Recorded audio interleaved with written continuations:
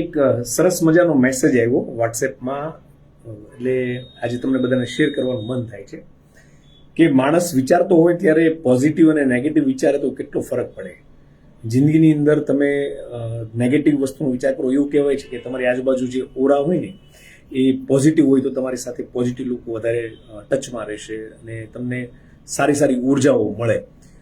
તો એક સ્ત્રીની લખીને કોઈ આર્ટિકલ છે, કોણે લખ્યું મને ખ્યાલ નથી, ને ક્રેડિટ તો એમને જ આપવી જોઈએ કે જેમણે પણ લખ્યું છે. ખૂબ સરસ લખ્યું છે. હકારાત્મક વિચારસરણી એટલે તમે પોઝિટિવ થિંકિંગ કઈ હદ સુધી કરો છો એની વાત છે.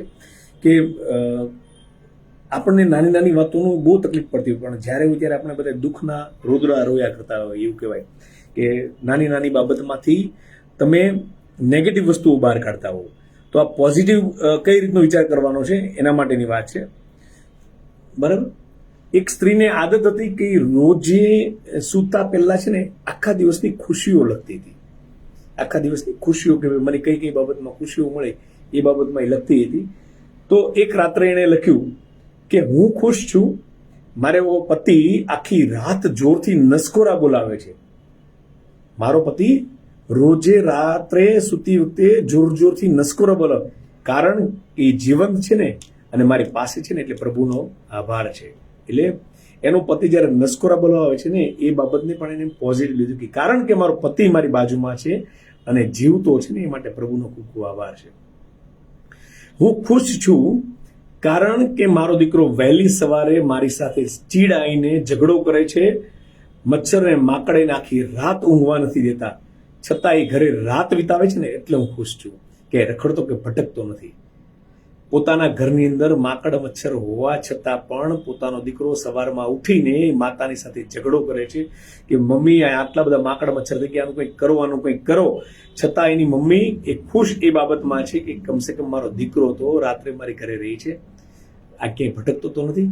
બાકી ઘરની અંદર એસી હોય, સારા બેડ રૂમ હોય, સારી સારી ફેસિલિટીઝ વાળું મકાન હોય, છતાં દીકરો અડધી રાત્રે બહાર ભટકતો હોય, એના કરતાં આ સ્ત્રી ખુશ છે અને સુખી છે. ત્રીજું એ એવું કહે છે કે હું ખુશ છું, દર મહિને વીજળી, ગેસ, પેટ્રોલ, પાણી વગેરેના બિલ ભરવા પડે છે, પરંતુ આ બધી વસ્તુ મારી પાસે છે ને, મારી પાસે ઉપયોગમાં છે. જો ન હોત ને તો જીવન કેટલું મુશ્કેલ હોત. એટલે પ્રભુનો ખૂબ ખૂબ આભાર છે. કેટલાય લોકો એવા છે કે જેના ઘરે વીજળી નહીં હોય, બરાબર, એને કરતાં મને વીજળી બિલ ભરવું પડે છે, મને પોસાય છે, કારણ કે હું ખુશ છું કે મારે ભરવું પડે છે. તો ભગવાનનો આભાર છે. પેટ્રોલ મારી પાસે, પેટ્રોલના પૈસા ચૂકવવા પડે છે અને એટલા પૈસા મારી પાસે છે, એ માટે હું ભગવાનની આભારી છું. બરાબર. કેટલાય લોકો એવો છે કે બિચારા પાસે પેટ્રોલ ભરવાના પૈસા ના હોય. બરાબર. ચોથું છે હું ખુશ છું કારણ કે આખા દિવસના ઘરકામ કરી કરીને થાકીને ઠૂસ થઈ જાઉં છું, મને અસહ્ય લાગે છે. એનો અર્થ છે કે આખો દિવસ મારી પાસે મહેનત કરવાની શક્તિ અને હિંમત છે. આ બધું પ્રભુની કૃપાથી છે. બાકી અઢળક પૈસો હોય, બરાબર છે, પણ તમારી પાસે શારીરિક શ્રમ કરવાની તાકાત ન હોય અથવા તમે શ્રમ કરી શકો, હલનચલન ના કરી શકો, એના કરતાં તો હું ઘણી ખુશ છું.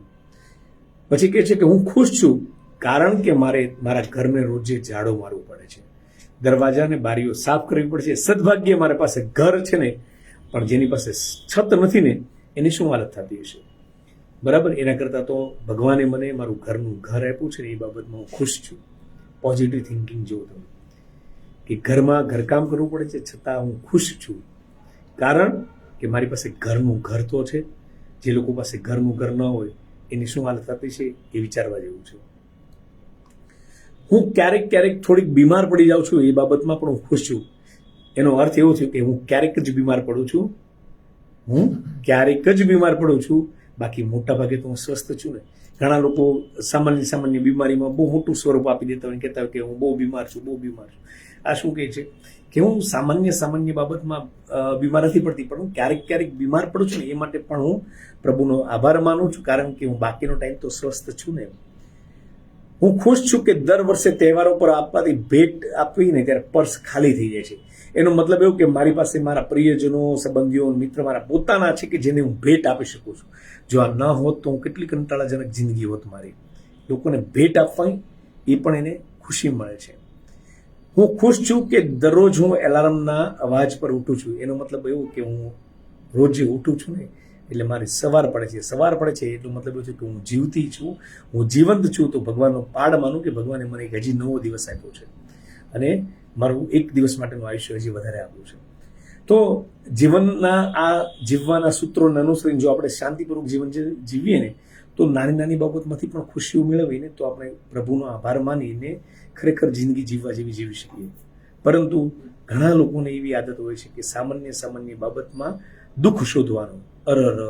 હું થાકી ગયો અથવા હું થાકી ગઈ, મને આ બીમારી ક્યાંથી આવી ગઈ, મારી પાસે પૈસા નથી તો હું શું કરું, મારે ઘરકામ જાતે કરવું પડે છે, અથવા એવું કંઈક કે હું કોઈને ગિફ્ટ કઈ રીતના આપી શકું. બરાબર, એવું નહીં.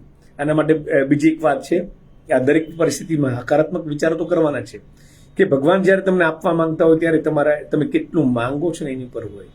બરાબર, તમે એમ કહો કે કંઈ વાંધો નહીં, ભગવાન મને આ મહિનાનું થાય એટલું આપી દઉં, થોડું ભગવાન ક્યારે, હું તો તને આખા વર્ષનું થાય એટલું આપવા માંગતો હતો, મને તે એનાનું જ માંગ્યું. એટલે સત્કર્મો અને હકારાત્મક વિચારોની જીવન પર ખૂબ અસર પડતી હોય છે. એ આ સંદેશ કહે છે. જે કોઈ વ્યક્તિએ લખ્યું છે ખૂબ જ સરસ લખ્યું છે. હંમેશા ખુશાલ રહ્યો અને સામાન્ય બીમારીથી લઈને સામાન્ય બાબતની અંદર ટેન્શન લેવાની જરૂર નથી. બરાબર, એક જ વસ્તુ હંમેશા યાદ રાખવાની કે સારા વિચારો, પોઝિટિવ વિચારો આપણને જીવવા માટેનો જેને કહેવાય ઈંધણ પૂરું પાડે છે. Thank you very much.